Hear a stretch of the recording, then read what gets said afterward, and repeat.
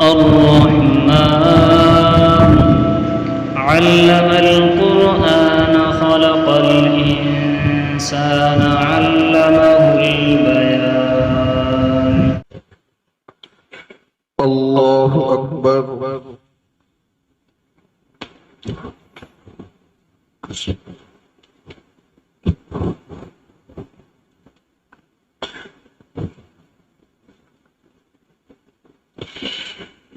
الحمد لله رب العالمين الرحمن الرحيم مالك يوم الدين إياك نعبد وإياك نستعين اهدنا الصراط المستقيم صراط الذين أنعمت عليهم غير المغضوب عليهم ولا الضالين.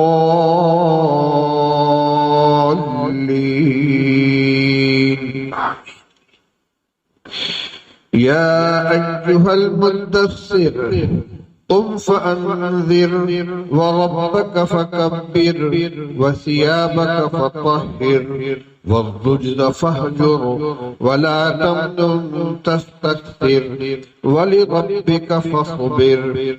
فإذا نقر في الناقور فذلك يومئذ يوم عسير على الكافرين غير يسير.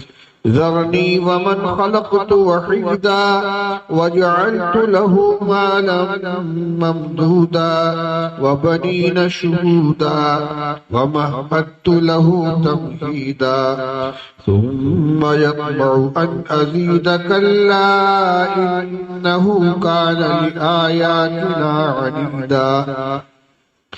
سأرهقه صعودا إنه فكر وقدر فقتل كيف قدر ثم قتل كيف قدر ثم نظر ثم عبس وبصر ثم أدبر واستكبر فقال إن هذا إلا سحر يؤثر إن هذا إلا قول البشر سأصليه سقر وما أدراك ما سقر لا تبقي ولا تذر لواحة للبشر عليها 19 وما جعلنا أصحاب النار إلا ملائكة وما جعلنا عدتهم إلا فتنة للذين كفروا ليستيقن الذين أوتوا الكتاب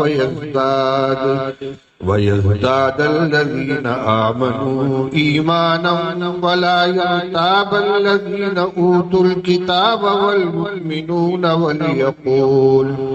وليقول الذين في قلوبهم مرض والكافرون ماذا أراد الله بهذا مثلا كذلك يضل الله من يشاء ويهدي من يشاء وما يعلم جنود ربك إلا هو وما هي إلا ذكرى للبشر.